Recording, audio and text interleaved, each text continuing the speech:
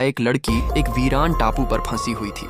कई दिन की भूख के बाद उसने बड़ी मुश्किल से एक कटोरा भर मछलियां पकड़ी, लेकिन हैरानी की बात यह थी कि वो उन्हें खाने के बजाय बारीक काट कर समुद्र में वापस बहा देती है। फिर वो एक नुकीली लकड़ी उठाती है और पानी की तरफ घूरने लगती है। कुछ ही देर में खून की खुशबू पाकर एक शार्क तेजी से उसकी ओर बढ़ती है। वो मौका देखकर पूरी ताकत से वार करती है। कई किलो की उस शार्क को देखकर 5 दिन से भूखी लड़की की आंखों में भूख की चमक साफ दिख रही थी, पर जैसे ही वो किनारे पहुंचती है, हर दिन एक टाइम खाने का इरादा बदल देती है। रात होते ही वो शार्क को उल्टा पेड़ से लटका देती है और खुद पास की जमीन में खोदे गड्ढे में छुपकर इंतजार करने लगती है। शायद कोई और शिकारी इस खून की खुशबू से खिंचता चला, लेकिन थकान इतनी थी कि उसकी आंखें खुद बंद होने लगी। तभी एक अजीब सी आवाज ने उसे चौंका दिया। उसने आंखें खोली तो देखा पेड़ से लटकी शार्क अब वहाँ नहीं थी जो एक पल पहले मौजूद थी।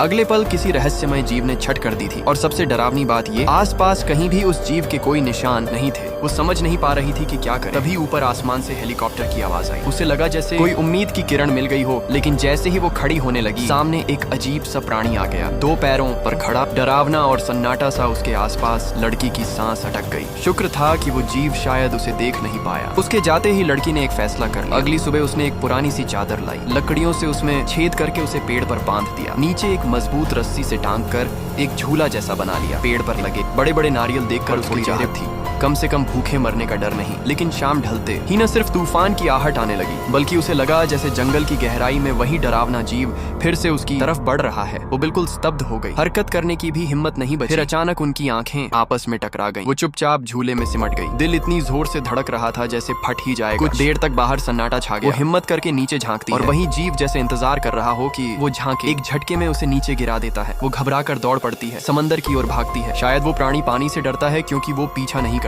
अगली सुबह जब वो अपने जख्म साफ कर रही होती है, उसे दूर से एक लाइफ राफ्ट आता दिखता है। वो दौड़ती और यकीन नहीं कर पाती। राफ्ट में उसकी वही 2 सहेलियां थीं जिनसे तूफान में बिछड़ गई थी। दोनों एक समुद्र में भटक रही थीं। अब जब आखिरकार जमीन मिली और खाना भी, लगा जैसे अब सब ठीक हो जाएगा। लेकिन लड़की ने उन्हें तुरंत आगाह किया, इस टापू पर एक भयानक प्राणी है। उसने कहा, हमें तुरंत यहाँ से निकलना चाहिए। पर दोनों हंस पड़ी। उन्हें लगा जैसे वो मजाक कर रही। इतनी मुश्किल से जमीन मिली, अब क्यों छोड़? लड़की समझ गई कि कोई नहीं मानेगा। शाम होते ही उसने चुपचाप निकलने का फैसला, पर तभी उसकी एक सहेली ने उसे रंगे हाथों पकड़ लिया। दोनों ने मिलकर उसे पकड़ लिया। झगड़ा हुआ और एक ने गुस्से में आकर लड़की को बेहोश कर दिया। जब लड़की को होश आया तो रात हो चुकी। वो एक पेड़ से बंधी हुई सहेलियां अब भी यकीन नहीं कर रही थीं कि कोई वाइब जैसी चीज असली हो सकती है। एक सहेली तो जंगल की लड़की उसे रोकती रही, पर वो नहीं मानी। कुछ ही देर में एक दर्दनाक चीख सुनाई। अगली सुबह बची हुई दोनों तेजी से निकल पड़ी। नाव में बैठकर समंदर की ओर लगा कि अब वो सुरक्षित हैं। लेकिन तभी अचानक नाव हिलने लगी। कुछ तो नीचे से खींच रहा था। फिर लड़की ने देखा एक नुकीला पंजा नाव की सतह को खरोंच रहा है। पता चला असली ठिकाना